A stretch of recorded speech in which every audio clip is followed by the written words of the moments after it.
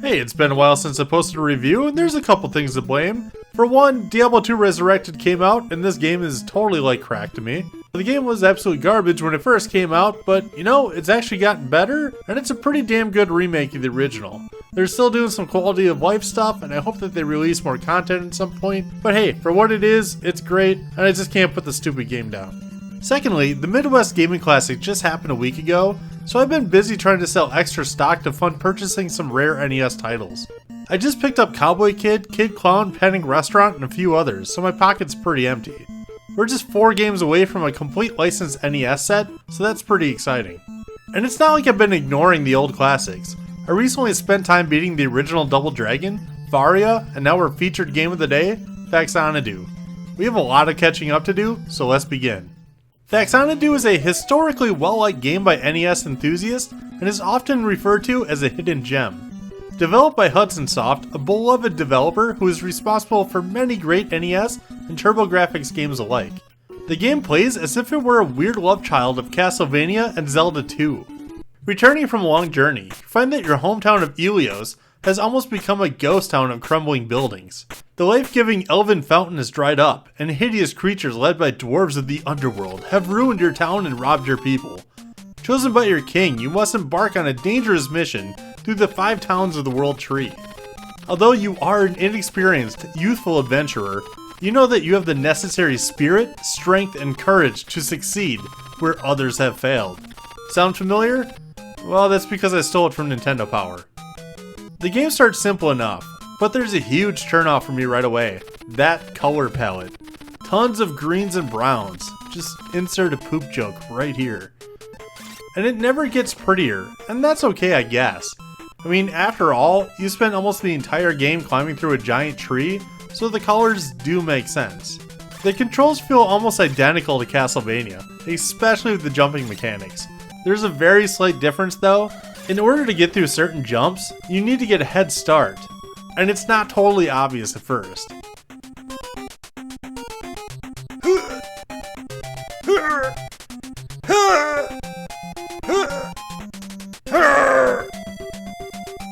Ass! You have a standard jump and attack button. Pressing up and attack performs your magic spell. There are several different spells to purchase throughout the game, and they're all fairly useful. Unfortunately, there are no ways to refill your magic between towns, so you'll need to use it sparingly. There are a bunch of items purchasable throughout the game, like new swords, armor, shield, spells, keys, and potions. There's also a leveling system, although I'm not 100% certain what it does. I do know that once you reach a certain title and die, you automatically receive gold based on how high your title is. There are over 10 titles, and you earn them by how much experience you have when you save the game. Now onto the game. You start out by speaking to the king, who throws you some bills to buy equipment and save the world. There is a little trick here though.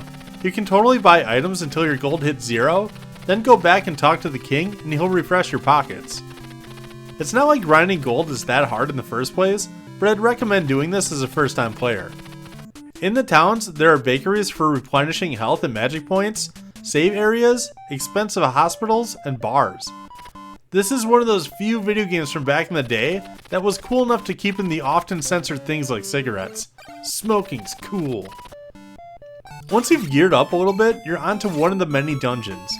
On the way, you'll meet all sorts of evil dwarves. And I'm curious if this is one of those weird translation things. Where in the hell have you seen a dwarf in any sort of media that looked like this? Grinding is pretty helpful in Faxanadu. Early on in the game, there are some items that seem absurdly expensive, but with just 5 to 10 minutes of finding a good grinding area, they're totally affordable. And I can always respect that. Health is also very easy to come by for the most part. Dungeons are neither as maze-like in Zelda 2, nor as cryptic as in Castlevania 2. It's kind of a good in-between. One thing that's sort of a letdown though, are those boss fights. They joined Castlevania 2 for having some really weak boss fights. Almost all of them are just harmless and don't do anything but go back and forth, while you can safely hit them from a distance.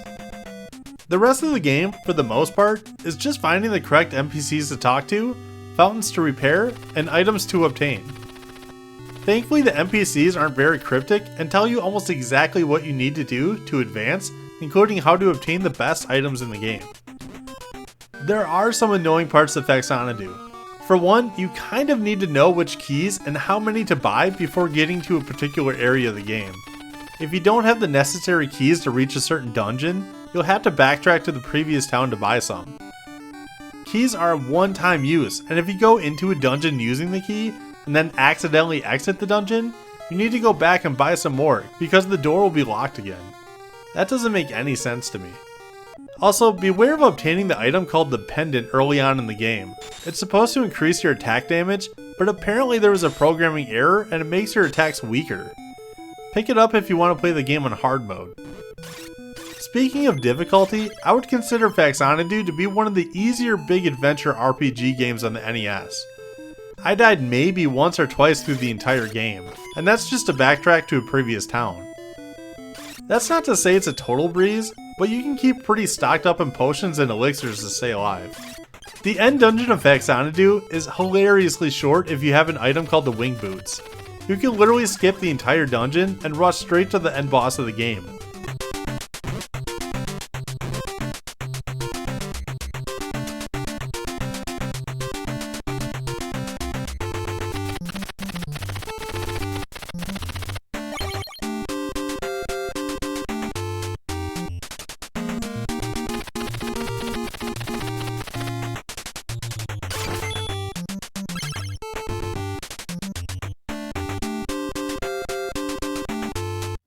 If you have the strongest magic called Tilt, he'll be dead before you can even find a boss pattern.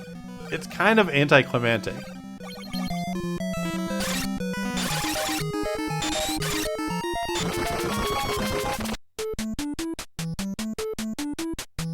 In a nutshell, that's really Faxanadu. You've saved the kingdom, the world tree, and the sky has changed back to the normal color, and you're off to another adventure. And really, I haven't touched on the music, but it's pretty great, maybe a little unmemorable. The graphics are solid, the gameplay is tight, and there's enough content here to sink a good 4 to 6 hours into the game. Faxanadu is only $10, so there's really no reason for NES lovers to skip out on it. I fully recommend picking it up and giving it a playthrough, you won't be disappointed.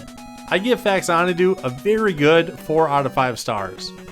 I'm not really sure you can get away with calling this a hidden gem anymore, but let me know what you think of Faxanadu in the comments below.